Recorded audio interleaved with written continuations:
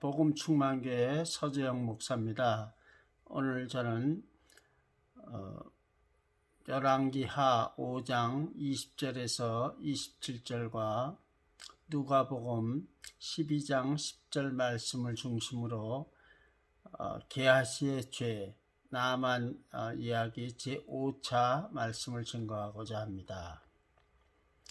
먼저 성경 본문을 봉독하겠습니다.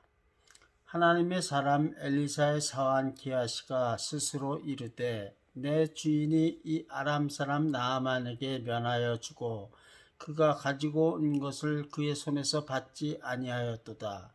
여호와께서 살아계심을 두고 맹세하노니 내가 그를 쫓아가서 무엇이든지 그에게서 받으리라 하고 나아만의 뒤를 쫓아가니 나아만이 자기 뒤에 달려옴을 보고 수레에서 내려 맞이하여 이르되 평안이냐 하니 그가 이르되 평안하나이다. 우리 주인께서 나를 보내시며 말씀하시기를 지금 선지자의 제자 중 두 청년이 에브라임 산지에서부터 내게로 왔으니 청하건대 당신은 그들에게 은 1달란트와 옷 2벌을 주라 하시더이다.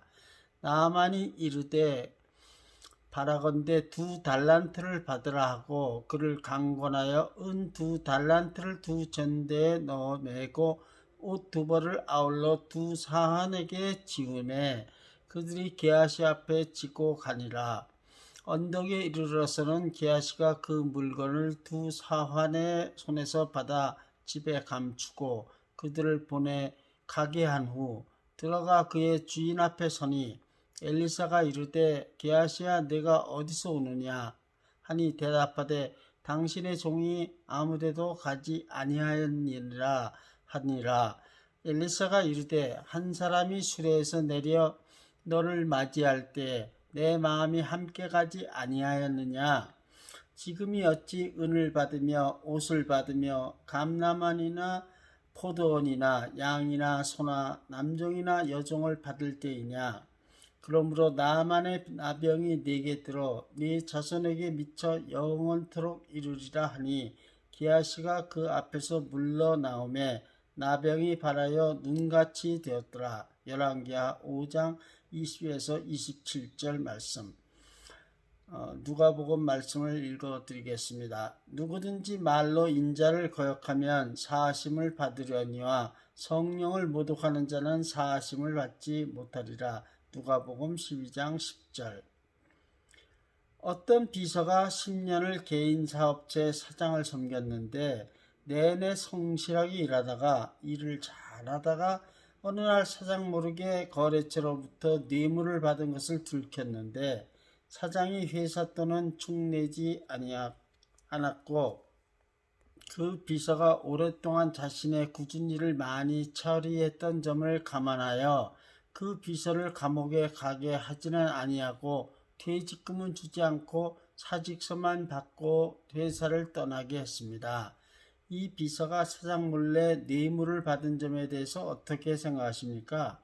사장이 이 비서에게 조치한 것은 적절한 처리였습니까? 사람마다 다른 의견이 있으리라 생각합니다.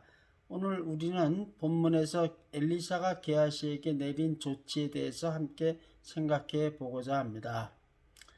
게하시는 아람의 군대장관 나아만의 재물을 엘리사 몰래 착복하려고 했습니다. 그래서 문둥병이 걸렸습니다. 그런데 게하시는 보통 문둥병이 걸린 것이 아닙니다. 나아만이 고침받은 그 문둥병은 바로 게하시한테로 달라붙어 게하시가 문둥병이 걸린 것입니다. 또 게하시만 문둥병이 걸린 것이 아닙니다. 게하시의 자손들도 영원토록 문둥병이 걸리는 끔찍한 저주를 받은 것입니다. 그런데 게하시가 왜 이런 저주를 받았습니까? 나아만의 재물을 탐했기 때문이죠. 탐욕에 대한 저주였죠. 여러분 중에는 게하시에게 내린 저주가 너무 심하다고 생각할 사람도 있을 것입니다. 요즘 같으면 게하시는 큰 교회 담임 목사님을 오랫동안 옆에서 도운 부목사 같은 사람이었습니다. 사람은 누구나 실수할 수 있는데 게하시는 오랫동안 선지자 엘리사를 도운 사람이라는 것을 생각하면 엘리사가 너무 심한 저주를 한 것이 아닌가 하는 생각이 듭니다. 그러나 게하시의 죄는 개인의 탐욕을 넘어서는 엄청난 죄를 저질렀던 것입니다. 서두에 말씀드린 비서는 어떤 죄를 저질렀습니까? 물론 그 비서도 개인의 탐욕 때문에 죄를 저질렀습니다. 그 비서는 회사 거래처의 뇌물을 회사 차원이 아니라 개인적으로 유도하여 받아낸 후 개인이 착복하는 죄를 저질렀죠. 그 거래처는 그 뇌물을 비서에게 언제 얼마를 주었다고 비밀장부에 분명히 기록하였을 것입니다. 다만 그 거래처는 그 뇌물이 상대 회사 사장에게 보고되지 않을 수도 있다 생각하면서 혹시 보고되더라도 자신들이 준 것보다는 적게 보고될 수 있다고 생각했을 것입니다. 뇌물의 일부는 회사에 입금하고 일부는 받은 사람이 착복하는 예가 허다하니까요. 분명한 것은 그 거래처는 그 뇌물을 줄 때 앞으로 그 비서를 자기 편으로 써먹기 위해서 준 것이고 때로는 그 뇌물 사건을 빌미로 비서를 협박할 수도 있을 것입니다. 사장의 비서에 대한 기대는 정직하고 성실한 근무 아닙니까? 그 사장의 기대를 저버린 점에 대해서는 법원에서는 감옥 갈 죄로 치지는 않지요. 그러므로 이 비서의 공식적인 죄는 뇌물 착복죄입니다. 게하시도 엘리사의 사환인 점에서 회사의 비서와 비슷한 점이 있습니다. 다만 게하시가 나아만을 쫓아가서 엘리사 이름을 팔아 재물을 받은 것은 나아만 입장에서는 뇌물이라고 말하기 어렵습니다. 나아만 입장에서 뇌물은 엘리사에게 자신을 잘 봐달라고 부탁할 때 주는 것이니까요. 그런데 나아만이 게하시에게 재물을 준 1차적인 이유는 게하시가 엘리사의 이름을 팔아서 나아만을 그럴듯하게 속였기 때문입니다. 게하시는 숨가쁘게 나아만을 쫓아가면서 거짓말을 어떻게 하면 잘할까 하고 생각했는데 좋은 징조가 보인 겁니다. 수레를 타고 가던 나아만이 자기가 쫓아오는 것을 보고 수레에서 내려와서 맞으면서 하는 말이 평안이냐 했기 때문이죠. 나아만이 수레에서 내려온 태도는 높은 사람이 낮은 사람을 영접하는 태도였으니까요. 나아만은 게하시조차 하나님의 사람 엘리사의 사환이므로 마치 다시 엘리사를 만나는 것처럼 예우를 다해서 영접한 것이죠. 그러나 급히 게하시가 달려왔으므로 무슨 안 좋은 소식을 갖고 왔을까 걱정이 되어서 평안이냐고 물어봤던 것이죠.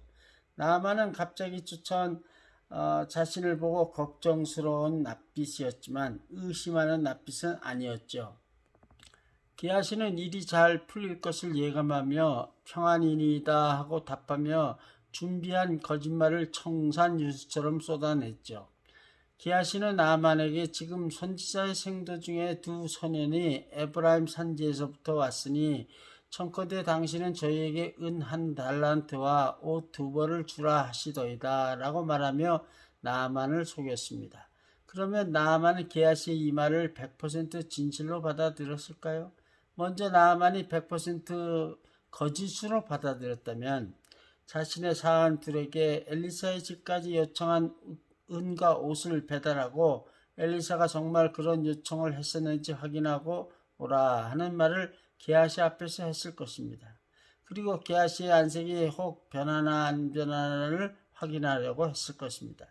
그렇다면 게하시는 애써 태어난 척하고 나아만 앞을 떠나서 언덕 위에 자기 집에 이르러서는 나아만 사환 둘을 또 다른 거짓말로 설득해서 즉 엘리사는 지금 선약이 생겨서 외출했으니까 못 만난다.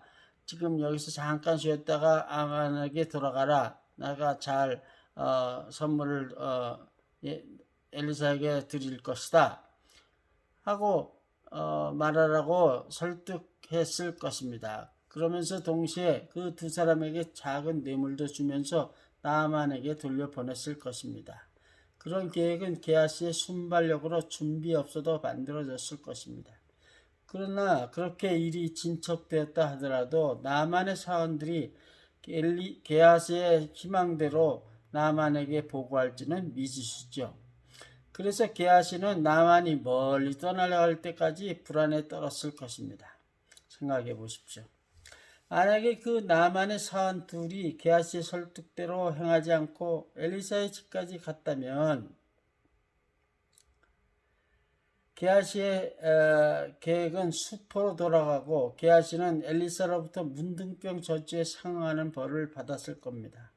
아무튼 게하시가 이런 경우에는 저런 경우는 어떻게 한다 하고 많이 생각을 했었다면 계획이 정말 성공할까 하는 자신이 없게 되어 계획 자체를 실천에 옮기지 못했을 것입니다. 그러나 그는 발은 먼저 나아만에게 뛰어가면서 여러 가지 거짓말을 생각하면서 자신에게 유리한 상황이 발생하기만을 바라며 일단 몸은 뛰어갔습니다. 늦으면 늦을수록 나아만이 멀리 가서 못 만날 수도 있기 때문이죠. 근데 나아만은 게하시의 말을 100%는 아니라도 한 50% 이상은 진실로 받아들였을 가능성이 많습니다.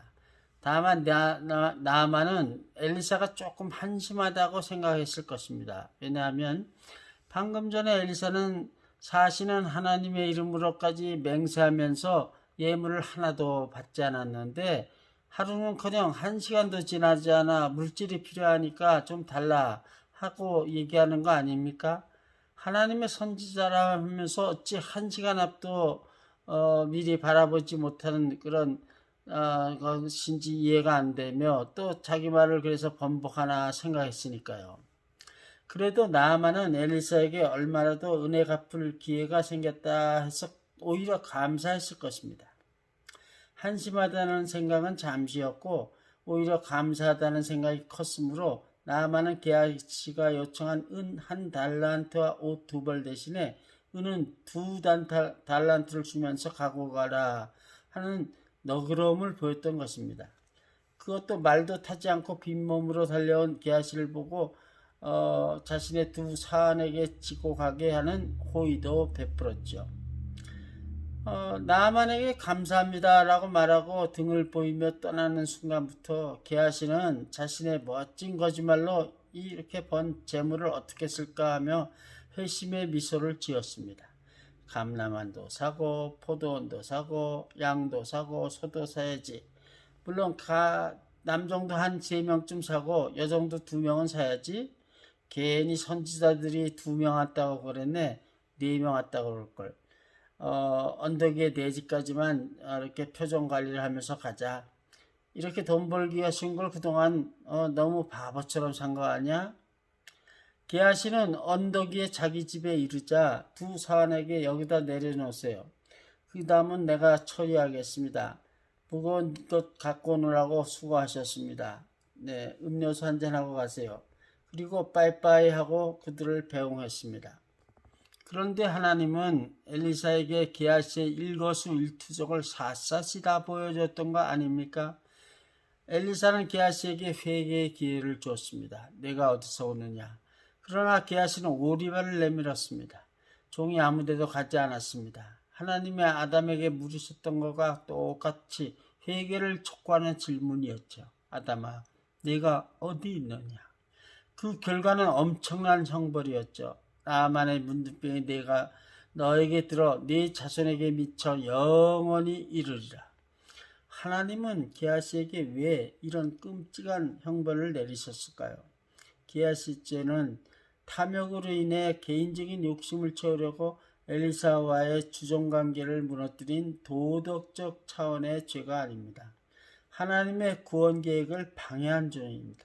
하나님은 나아만을 값없이 은혜로 나병을 고쳐주심으로써 나아만과 그 동행한 모든 종자들은 물론 나아만의 가족과 나아만의 동행한 그 모든 종자들의 가족들 그리고 친척들 많은 그 친구들 사람들을 많은 아람 사람들을 하나님을 믿게 하려고 했으나 게하시로 인해서 하나님의 구원도 값없이 주는 것이 아니라고 결국은 하나님도 그들이 믿던 신과 마찬가지라고 오해하게 만들었고 나아가서는 이스라엘의 선지자를 중심으로 행하던 하나님의 구원 계획을 회방한 죄였던 것입니다.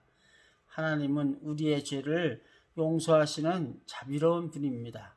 그러나 모든 죄를 용서하지는 않습니다. 그 용서받지 못하는 죄는 누가복음 12장 10절에 누구든지 말로 인자를 거역하면 사하심을 받으려니와 성령을 모독하는 자는 사하심을 받지 못하리라고 예수님이 말씀하셨던 것처럼 성령을 모독해서 하나님의 구원 계획을 회방한 죄를 가지고 있습니다. 게하시는 여호와의 살아계심을 두고 맹세하느니 내가 그를 쫓아가서 무엇이든지 그에게 받으리라 하고 말하면서 엘리사는 반대로 하나님의 이름을 망령되이 불렀습니다. 게하시는 하나님이 받으려 하지 아니한 그 나만의 선물을 하나님의 이름을 망령되이 사용하며 개인적으로 훔쳐서 성령을 모독하게 만들었기 때문에 심판을 받았던 것입니다. 성도 여러분, 그런데 왕하 8장 4절에서 6절을 보면은 게하시가 이스라엘 왕 앞에서 엘리사가 한 모든 큰 일을 말하다가 엘리사가 살린 수넴 여인의 아들 이야기를 하는 순간에 마침 그 수넴 여인이 왕에게 나와서 자신의 전토를 다시 찾게 되는 장면이 나옵니다. 게하시가 문둥병에 걸린 것은 왕하 5장 27절인데 만일 게하시가 8장 4절에서 왕과 대화할 때 문둥병에 걸려 있었다면 왕이 게하시를 만나지 않았을 것입니다. 그렇다면 열왕기 하의 기록은 사건 발생 순으로 기록된 것이 아니다 라고 주장하였겠죠. 문둥병자가 아닌 게하시가 8장에서 왕과 대화했다고 가정하면 성경에 상세한 기록은 없지만 제 나름대로 상상한 히든 파서블 스토리를 말씀드리면서 게하시 이야기를 마무리 짓고자 합니다. 엘리사가 게하시를 신나게 질책하고 문둥병이 걸리게 한 것으로 5장이 끝나지만 성도 여러분은 그 후에 어떤 일이 일어났다고 생각하십니까? 아니, 그를 한 번도 생각해 본 적이 없다고요? 그럼 제 얘기를 들어보십시오. 엘리사는 게하시가 감춘 나만의 은 2달란트와 옷 2벌을 엘리사의 사역에 썼을까요? No. 그럴 생각이었다면 애초부터 나만의 예물을 다 받게 해주세요 하고 하나님께 기도했을 것입니다. 게하시는 나만의 문둥병이 자신에게로 옮겨 달라붙자 엘리사에게 엎드려 용서를 구합니다.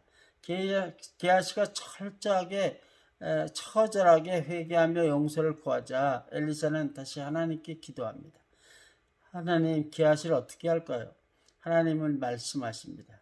게하시와 다른 사람을 말에 태우고 은 2달란트와 옷 2벌을 도로 나만에게 갖다 주면서 게하시로 하여금 나만에게 용서를 구하도록 하라. 나만이 용서하면 나도 게하시를 용서하겠다. 그래서 게하시는 나만에게 뺏어온 모든 은과 옷을 돌려주면서 용서를 받게 되었습니다. 하나님은 게하시의 문둥병을 고치시고 그 자손들에게까지 내린 저주도 풀어주셨습니다. 그래서 게하시는 이스라엘 왕과 대화를 할 수 있는 신분이 되었을 뿐만 아니라 하나님은 그 순간도 엘리사에게 많은 도움을 줬던 수넴 여인이 7년 동안 자기 전토를 떠나 도로 찾기 힘든 자신의 전토 문제를 해결하는데 게하시가 쓰임받게 하셨던 것입니다. 나만과 그의 모든 종자들은 멀쩡했던 게하시가 문둥병이 드는 모습으로 돌아와서 나만에게 용서를 구하는 모습을 보고 다시 한번 이스라엘의 하나님을 두려워하는 마음을 가지고 아람으로 돌아갔습니다.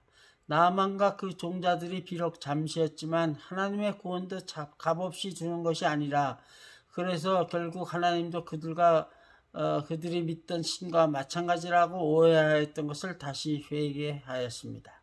그리고 그들은 아람으로 돌아가서 만나는 아람 사람에게 이스라엘의 하나님이 정말 유일한 참 하나님이라는 것을 증거하였습니다. 그래서 그들 외에도 수많은 그들의 가족과 그들의 친척, 친구들이 하나님을 믿게 되어 하나님께서 애초에 이스라엘의 한 계집종을 통해서 만세전에 계획한 이방인 아람 사람 나만을 통한 또 이스라엘 아람 사람들에 대한 구원 계획의 한 발을 크게 내디셨던 것입니다. 이상이 문둥병자가 된 게하시 그 이후에 감춰진 이야기입니다. 믿거나 말거나. 그러나 믿으면 하나님의 구원 계획이 게하시의 탐심으로 인해서 실패로 돌아가지는 않았고 오히려 더 확실하게 진행되었다고 생각할 수 있지 않겠습니까? 여러분은 하나님의 구원 계획이 게하시 한 사람으로 인해 실패로 돌아갔다고 믿는 것은 아니죠.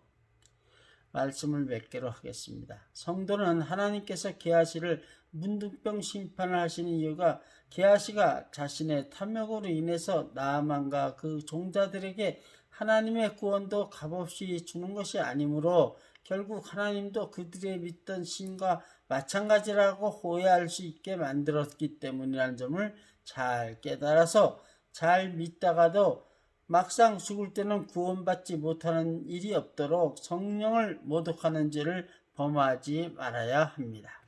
오늘 주일 예배에 참석한 모든 성도들마다 하나님께서 게하시를 문둥병 심판하신 이유를 잘 깨달아서 성령을 모독하는 죄를 범하지 않기를 주님의 이름으로 기도하고 축원합니다. 아멘. 이상 복음충만교회 서재영 목사였습니다. 감사합니다.